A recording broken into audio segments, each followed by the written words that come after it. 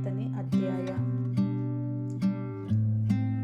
ದೇವನಾದ ಯೆಹೋವನು ಪೂರ್ವದಿಂದ ಪಶ್ಚಿಮ ದಿಕ್ಕಿನವರೆಗೂ ಇರುವ ಭೂ ನಿವಾಸಿಗಳೆಲ್ಲರನ್ನೂ ತನ್ನ ಸನ್ನಿಧಿಯಲ್ಲಿ ಬರಬೇಕೆಂದು ಆಜ್ಞಾಪಿಸುತ್ತಾನೆ.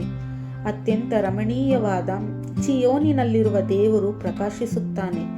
ನಮ್ಮ ದೇವರು ಪ್ರತ್ಯಕ್ಷನಾಗುವನು. ಎಷ್ಟು ಮಾತ್ರವೂ ಸುಮ್ಮನಿರುವುದಿಲ್ಲ.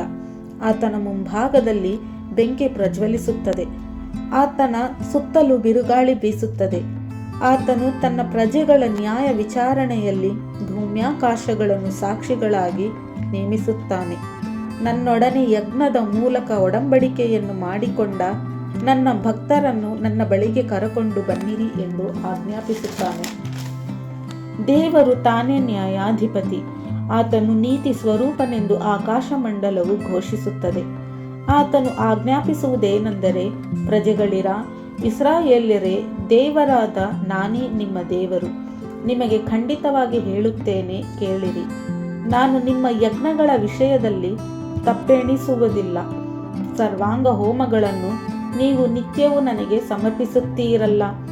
ಆದರೂ ನಿಮ್ಮ ಮನೆಗಳಿಂದ ನನಗೆ ಹೋರಿ ಬೇಕಾಗಿಲ್ಲ, ನಿಮ್ಮ ದೊಡ್ಡಿಗಳಿಂದ ಹೋತ ಬೇಕಿಲ್ಲ. ಕಾಡಿನಲ್ಲಿರುವ ಸರ್ವ ಮೃಗಗಳು, ಗುಡ್ಡಗಳಲ್ಲಿರುವ ಸಾವಿರಾರು ಪಶುಗಳು ನನ್ನವೇ. ಬೆಟ್ಟಗಳ ಪಕ್ಷಿಗಳನ್ನೆಲ್ಲ ಬಲ್ಲೆ, ಅಡವಿಯ ಜೀವ ಜಂತುಗಳೆಲ್ಲ ನನಗೆ ಗೊತ್ತುಂಟು.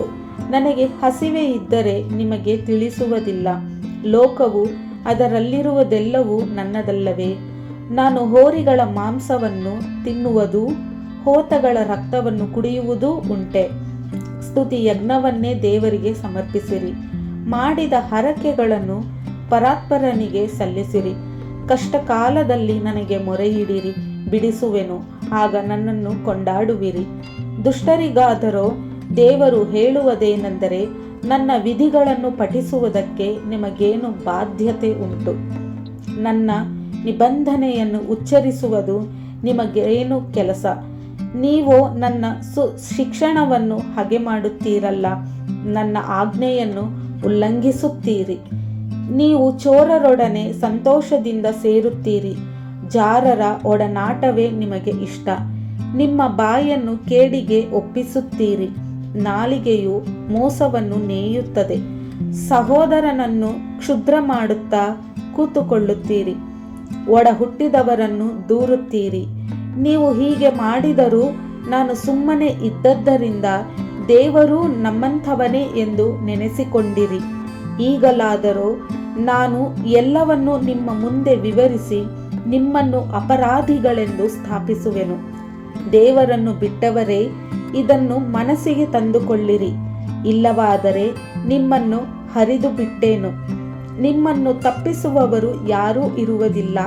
ಯಾರು ಸ್ತುತಿ ಯಜ್ಞವನ್ನು ಸಮರ್ಪಿಸುತ್ತಾರೋ ಅವರೇ ನನ್ನನ್ನು ಗೌರವಿಸುವವರು. ತಮ್ಮ ನಡತೆಯನ್ನು ಸರಿಪಡಿಸಿಕೊಳ್ಳುವವರಿಗೆ ನನ್ನ ವಿಶೇಷವಾದ ರಕ್ಷಣೆಯನ್ನು ತೋರಿಸುವೆನು.